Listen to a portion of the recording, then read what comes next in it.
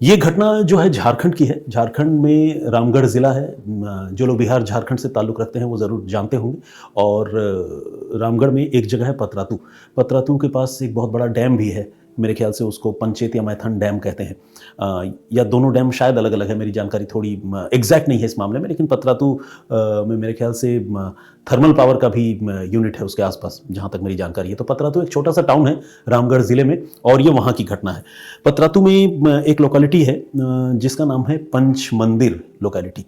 तो इस घटना का जो सेंटर पॉइंट है वो इस पंच मंदिर लोकेलिटी ही है। यहाँ सीसीएल के बहुत सारे सरकारी क्वार्टर्स हैं और उन क्वार्टर्स में ये घटना हुई है।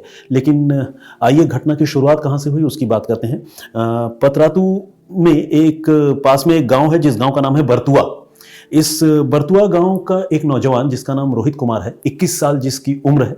ये रोहित कुमार नाम का लड़का जो है 24 जून को, अभी हम सितंबर में हैं, 24 जून को अपने घर से निकला था बरतुआ से, और बरतुआ से निकल कर गया रांची। रांची में उसके मामा रहते हैं जिसके घर में वो वहाँ कुछ दिनों तक रहना चाहता था, और अपने मामा के घर गया और वहाँ तकरीबन हफ्ते भर रहा। हफ्ते भर रहने के बाद 30 जून 2022 को अचानक ये लड़का जो है रोहित, ये अपने मामा के घर से रहस्यमयी तरीके से गायब हो गया, गुम हो गया। पहले मामा के घर के लोगों ने खूब ढूंढा, नहीं मिला। उन्होंने फिर बरतुआ में जो गांव है जहां पर उसके मम्मी पापा और दूसरे लोग रहते हैं वहां पर इन्फॉर्मेशन दी। फिर घर वालों ने भी अपने तरीके से ढूंढने की कोशिश की, उसके फ़ोन नंबर पर बहुत कॉल किए, लेकिन मोबाइल स्विच ऑफ हो चुका था। और इस तरह से 30 जून को ये जो गुमशुदगी हुई, फिर ये लड़का जो है घर वाले थक गए, ढूंढते ढूंढते नहीं मिला। उसके पिता जो हैं, रोहित के पिता, उन्होंने सबसे पहले जाकर, नरेश महतो नाम है उनका, नरेश महतो ने सबसे पहले जाकर जो है पतरातू थाने में रिपोर्ट लिखवाने की कोशिश की, वहाँ की पुलिस से बातचीत की। लेकिन जैसा कि आप जानते हैं हमारे देश में पुलिस का रवैया क्या रहता है, सॉरी टू से, हो सकता है बहुत सारे पुलिस वाले भी ये शो देखते होंगे, लेकिन ये भी सही है कि कुछ मामलों में पुलिस का रवैया बहुत ही ढीला रहता है और आमतौर पर पुलिस क्राइम ग्राफ को नीचे करने के लिए एफआईआर दर्ज करने से कतराती है। तो पतरातू की पुलिस ने भी बहुत ज़्यादा इंटरेस्ट नहीं लिया, और खासकर जब पुलिस ने ये सुना कि लड़का रांची से गायब हुआ है तो पुलिस को लगा कि कौन इतनी मुसीबत पाले, क्यों एक एफआईआर दर्ज करके यहाँ पर तफ्तीश का बीड़ा उठाए, जाओ हटाओ। तो घर वालों को रांची भेज दिया। अब परेशान घर वाले इधर उधर भटकते रहे। फाइनली वो रांची पहुंचे। रांची में जहां इस लड़के का मामा घर था, वो जो लोकेलिटी है, उस लोकेलिटी का नाम है चुटिया, जगह का नाम है। तो उस चुटिया थाने में एफआईआर जो है नरेश महतो ने, ये रोहित कुमार के जो पिताजी हैं, उन्होंने दर्ज करवाई गुमशुदगी की एफआईआर, और पुलिस ने तफ्तीश शुरू की। पुलिस ने जांच की, और पुलिस ने जांच करने के बाद ये देखा कि 30 जून के बाद ये लड़का गायब तो है ही, जैसा घर वाले बता रहे हैं, उसका मोबाइल फ़ोन भी स्विच ऑफ हो चुका है।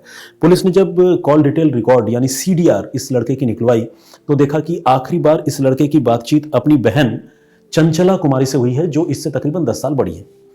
चंचला कुमारी जो है वो पतरातू में ही रहती थी।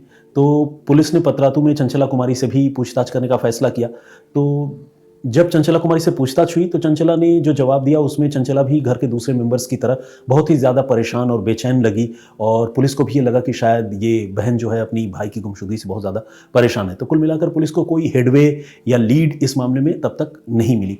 इसके बाद कुछ दिन का वक्त गुजरा, और जब पुलिस के तफ्तीश में कोई खास प्रगति नहीं हुई, और पुलिस ने फिर कोशिश की कि घर वालों से दोबारा बातचीत करके ये समझने की कोशिश करते हैं कि ये जो लड़का है रोहित कुमार, आखिर इसकी किससे दुश्मनी रही होगी, या क्या ये किसी वजह से मानसिक रूप से परेशान था, कहीं भाग गया।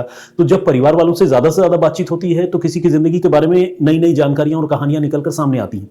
तो पुलिस ने जब 2 बार 3 बार 4 बार घर वालों से बातचीत की तो ये जो नरेश महतो हैं, रोहित के पिता, इन्होंने एक जानकारी दी। इन्होंने ये बताया कि उनकी बेटी जो है चंचला, वो पतरातू में जो सीसीएल का क्वार्टर है उस क्वार्टर में अकेली रहती है, और उसका किसी दूसरे धर्म के लड़के के साथ अफेयर है, जिसको लेकर उनके परिवार में विवाद भी रहता है, क्योंकि लड़की जो है घर वालों की बात नहीं मानती, और चूंकि अंतरधर्मीय मामला है तो यहाँ पर थोड़ा तनाव और तनातनी जैसा कि आमतौर पर होता है वो इस परिवार में भी है। तो ये भी एक जानकारी पुलिस को मिली। इसके बाद आपको जानकर हैरानी होगी कि ये जो नरेश महतो हैं, इन्होंने पुलिस से खुद ये रिक्वेस्ट की कि आप थोड़ा सा मेरी बेटी का एंटीसीडेंट जो है वो भी चेक कीजिए कि कहीं इस घटना में अपने भाई की गुमशुदगी से उसका तो कोई लेना देना नहीं है। जब ये सारी बातें पुलिस को पता चली तो पुलिस ने चंचला कुमारी के बारे में और ज़्यादा जानकारी जुटाने की शुरुआत की। पुलिस ने फिर चंचला का जो सीडीआर है, कॉल डिटेल रिकॉर्ड, वो भी निकलवाया, और जब चंचला की सीडीआर निकलवाई गई तो पुलिस ये जानकर हैरान रह गई कि 30 जून 2022 को जिस दिन ये लड़का रांची से गायब हुआ था, उस दिन चंचला की लोकेशन भी रांची में थी। पहले चंचला ने ये बात नहीं बताई थी। अब पुलिस ने चंचला के साथ सख्ती की, और जब सख्ती की तो उसने कहा कि हाँ, वो अपने भाई को रिसीव करने पतरातू से रांची गई थी और रांची से उसने अपने भाई को रिसीव करके वो पतरातू लेकर आई थी।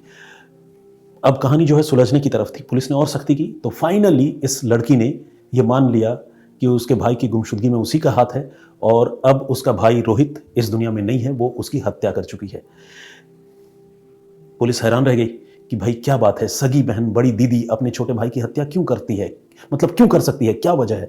अब जब उससे और सख्ती हुई तो उसने पूरी कहानी बताई। उसने बताया कि उसने 30 जून को, सबसे पहले तो ये जान लीजिए कि इसके पीछे मोटिव क्या है उसकी बात बाद में करेंगे, पहले ये जान लीजिए कि इस घटना को उसने अंजाम कैसे दिया।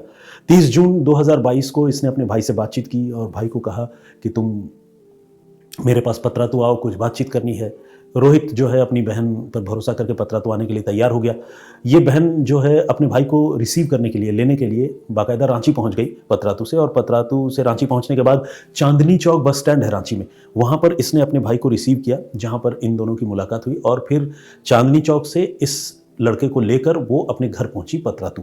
दोनों बस से घर गए पतरातू, और वहाँ भाई बेखबर था कि उसकी जान जाने वाली है, उसकी हत्या होने वाली है, और वो भी खुद अपनी दीदी के हाथों। दीदी ने उसे नशीला खाना जिसमें नींद की बहुत सारी गोलियां मिला दी, वो खिला दिया, और खिला देने के बाद इस लड़के की जान नींद की गोलियों से ही चली गई।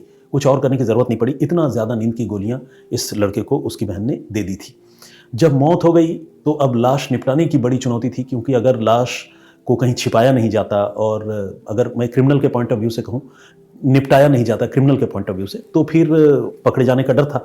तो इस लड़की ने फिर अपने बॉयफ्रेंड से बात की, और बॉयफ्रेंड का नाम है इज़राइल अंसारी। तो इज़राइल अंसारी से मदद ली, और सीसीएल के जिस क्वार्टर में ये लड़की रहती थी उसी क्वार्टर में इसने वहाँ एक कमरे में फर्श की खुदाई की, मिट्टी खोदी दोनों ने मिलकर, और इस लाश को ज़मीन के अंदर डालकर उसे दफना दिया, और ऊपर जो है फिर से उसी तरह प्लास्टर कर दिया जिस तरह से पहले वो घर का फर्श बना हुआ था। और इस तरह 30 जून को हत्या हुई, और समझिए कि 1 या 2 जुलाई तक उसकी लाश जो है वो कमरे में दफन हो चुकी थी, और आसपास के किसी भी इंसान को इसके बारे में कोई जानकारी नहीं थी, और घर वालों को भी नहीं थी।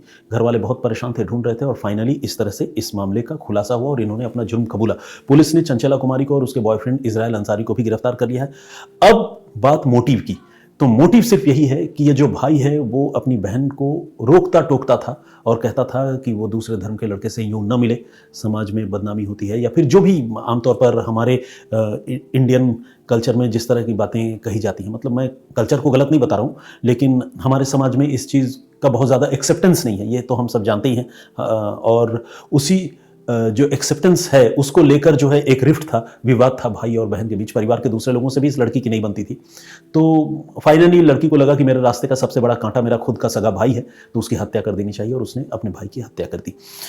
एक और अहम बात वो ये कि आखिर सीसीएल के क्वार्टर में ये लड़की कैसे रह रही थी, तो इसका जवाब ये है, बेसिकली ये जो नरेश महतो हैं, इन दोनों बच्चों के पिता, ये इलेक्ट्रिसिटी डिपार्टमेंट में काम करते हैं। तो पहले इनकी पोस्टिंग पतरातू में ही थी, और जब पतरातू में पोस्टिंग थी तो सीसीएल के इस क्वार्टर में इनका पूरा परिवार रहा करता था। लेकिन इसके बाद नरेश महतो का ट्रांसफ़र रांची हो गया, इन दिनों वो रांची में रहते हैं। लेकिन इसी बीच सीसीएल का जो क्वार्टर है वो क्वार्टर इन लोगों ने हैंडओवर नहीं किया था, और उसी क्वार्टर में ये लड़की पतरातू में रहती थी, जबकि नरेश महतो खुद रांची में रहता है, और इनका कुछ परिवार जो है पतरातू के पास जो गांव है जिसका मैंने जिक्र किया था, बरतुआ, वहां रहता है। तो एक सरकारी क्वार्टर में जिसमें एक लड़की खुद रह रही थी, उसी क्वार्टर में उसने अपने भाई का कत्ल करके उसे क्वार्टर के कमरे में फर्श के नीचे जमीन में दफना दिया, और उसी क्वार्टर में वो रहती भी रही। अब जाकर तकरीबन इतने दिनों के बाद, ये देखिए जून में हत्या हुई थी, जुलाई, अगस्त, सितंबर, 2.5 महीने मुझे लग रहा है, हाँ 2.5 महीने से भी ज़्यादा हो गए। इतने दिनों के बाद जो है इस कत्ल से पर्दा उठा है, और जो प्रेमी जोड़ा है उसे गिरफ्तार कर लिया गया है। तो इस घटना पर जो आपकी राय है, मैं चाहूँगा कि आप उसके बारे में भी बताएं, और ये जो मैंने दोबारा शुरुआत की है इसको और कैसे बेहतर कर सकते हैं इसके बारे में भी सुझाव दें, ये मैं आप सबसे रिक्वेस्ट करता हूँ। मुझे लगता है आज का जो वाकया है, आज जिस घटना के बारे में मैं आप सबको बताना चाहता था वो यहीं तक है।